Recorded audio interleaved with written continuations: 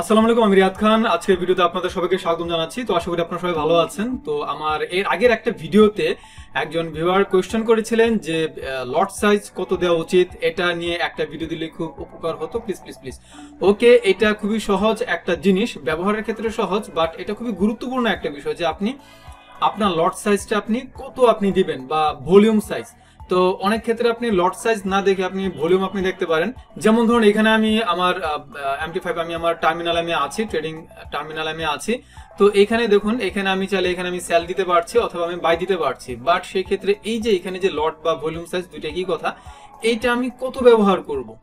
ওকে, তো এটাকে আমি একদম খুব সিম্পলি আমি আপনাদেরকে বোঝানোর আমি চেষ্টা করব। তো এই জিনিসটা কিন্তু সরাসরি সম্পর্কিত হচ্ছে মানি ম্যানেজমেন্টের সাথে। বাট এই মুহূর্তে এখন আমি মানি ম্যানেজমেন্টের পুরো বিষয় আমি কথা বলবো না। এই জিনিসটাকে আপনাদেরকে আমি একদম সিম্পলি আপনাদেরকে আমি দেখাবো, যদিও বা অনেক ধরনের পথ আছে, বাট সবচেয়ে সহজ পথটা আপনাদেরকে দেখানোর চেষ্টা করব। ওকে, তো এই ভলিউম সাইজ বা লট সাইজ এটাকে আরেকটা জিনিস আবার কিন্তু বলে, সেটাকে বলে পজিশন সাইজিং। ওকে, তো আপনার যে ট্রেডের যে পজিশন সাইজটা আপনার অ্যাকচুয়ালি কত হবে। তো কথার কথা ধরুন আমি এই যে পয়েন্ট আপনি দেখতে পাচ্ছেন, নরমালি আমি মার্কেটের যে কন্ডিশন আমি দেখতে পাচ্ছি, এটা হচ্ছে বিটিসি পেয়ার, বিটিসি ইউএসডি। তো এইখানে আপনার এটা হচ্ছে একটা আপ ট্রেন্ড। তো কথার কথা এখানে আমি চাচ্ছি কি করতে, এখানে আমি চাচ্ছি বাই দিতে, যে এখান থেকে আমি ধরেন আমি বাই দিব। ওকে, তো এই পয়েন্টটাতে আমি বাই দিব, তাহলে আমার এখানে কত আছে, এখানে আমি যদি বাই দিই তাহলে 104,622 এই পয়েন্টে আছে। আচ্ছা, তো এটার জন্য আমরা একটা হেল্প নিব পজিশন সাইজিং এর জন্য। সেটা হচ্ছে এই যে এই ওয়েবসাইট, এই আপনার cashbackforex.com/ এই যে অ্যাড্রেসটা এখানে আছে, এটা লিংক আপনাদেরকে আমি আমার এই ভিডিও ডেসক্রিপশন আমি দিয়ে দিব। এটা একটা ওয়েবসাইট আছে, আবার পজিশন সাইজিং এর এই যে আরেকটা ওয়েবসাইট আছে। তো একটা আমি দেখাচ্ছি, বাকিটা আপনারা এমনিতে পেরে যাবেন। তো এই ক্ষেত্রে আপনার এখানে কি বলা আছে, ইনস্ট্রুমেন্ট। তো ইনস্ট্রুমেন্ট বলতে এখানে আপনার পেয়ারটা কি হবে।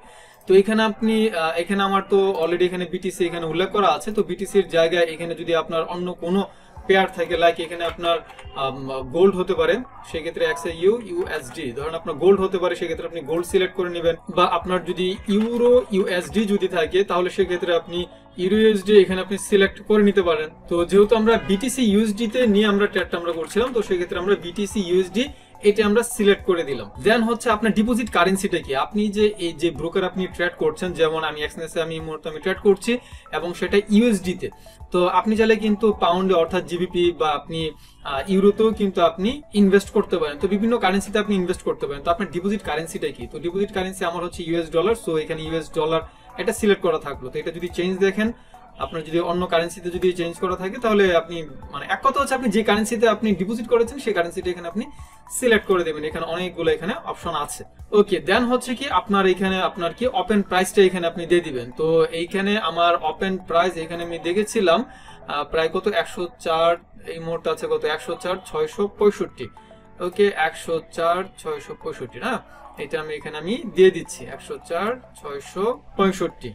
ওকে, তো দশমিকের পরের গুলো এগুলাকে আমি মানে যেহেতু আমার বিটিসি পেয়ার, এই জন্য এগুলাকে আমি কাউন্ট করছি না।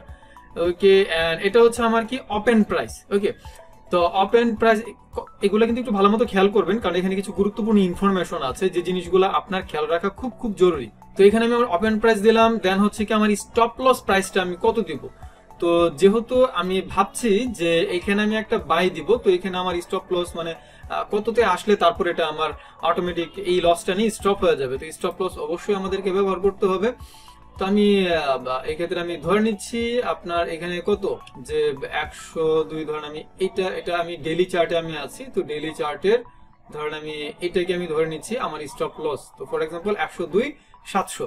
ওকে, তো আমার 102,700 যদি আসে, তাহলে আমার ট্রেডটা অটোমেটিক ক্লোজ হয়ে যাবে। তাহলে 102, এগুলা এগুলা প্রয়োজন নাই, দশমিকের পরে এগুলা বিটিসি পেয়ারের ক্ষেত্রে আমি শুধুমাত্র এখানে আমি দিচ্ছি না। তো এবার হচ্ছে কি আমার অ্যাকাউন্ট ব্যালেন্স কত, অর্থাৎ আপনার অ্যাকাউন্ট ব্যালেন্স কত। তো এই ক্ষেত্রে ধরুন এখানে আমার অ্যাকাউন্ট ব্যালেন্স হচ্ছে 10,545। ওকে, তো এইখানে আমি আমার অ্যাকাউন্ট ব্যালেন্সটা দিয়ে দিচ্ছি 10,545।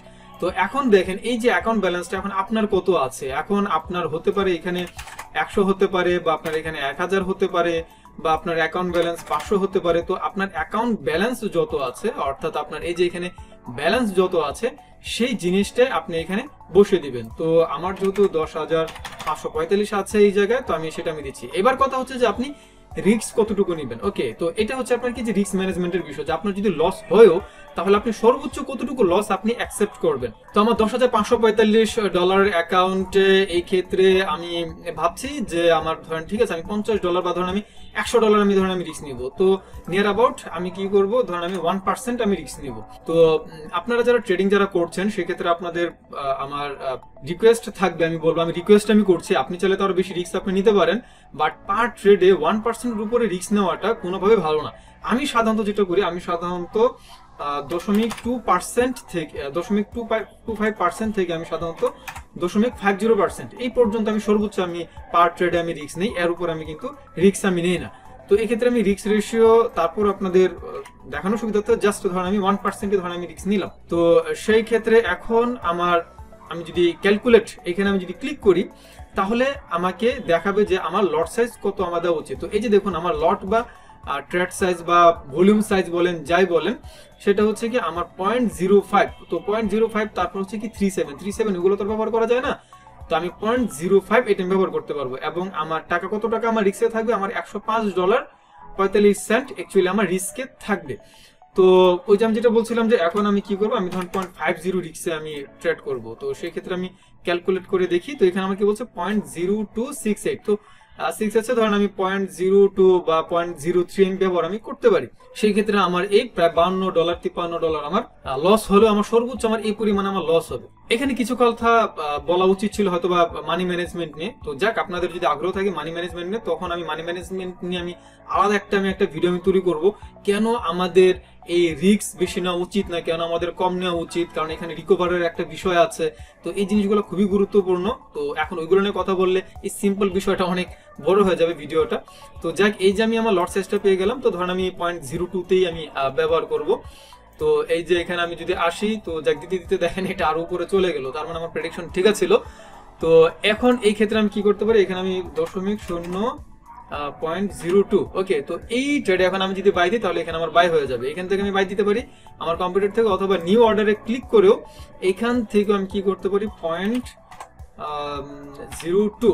ওকে, তো এখান থেকে আমি কি করতে পারি, আমি বাই মার্কেট, ওকে, এটা এখানে আমি সিলেক্ট করতে পারি। তো এটা আমি যখন করব তখন আমার এই মুহূর্তে আমার ট্রেড ওপেন হয়ে যাবে। তো এই মুহূর্তে আমি ট্রেড ওপেন করছি না, কারণ এইখানে আমার আরো রিসার্চের বিষয় আছে, এখানে আমার ক্যান্ডেলস্টিক অ্যানালাইসিসের বিষয় আছে, বিভিন্ন টাইম ফ্রেম আমাকে দেখতে হবে, তারপর চার্ট অ্যানালাইসিস করতে হবে। তো আপনারা যদি আগ্রহী থাকেন তাহলে এই জিনিসগুলো নিয়ে পরবর্তীতে আমি আবার ভিডিও আমি তৈরি করব, যদি আপনাদের আগ্রহ থাকে। তো আজকে এই পর্যন্ত, পরবর্তীতে অন্য কোন বিষয়ের উপর আপনি ভিডিও চাচ্ছেন বা আপনার কোনো সমস্যা থাকলে সেটার সমাধান আপনি চাচ্ছেন সেটা জানিয়ে আমাদের ভিডিও নিচে আপনি কমেন্ট করে জানাবেন, আমি চেষ্টা করবো আপনাদেরকে সহযোগিতা করার জন্য। তো আজকে এই পর্যন্ত, পরবর্তী ভিডিও দেখার আমন্ত্রণ জানিয়ে আজকে এখানে শেষ করছি। সবাই ভালো থাকবেন, ধন্যবাদ।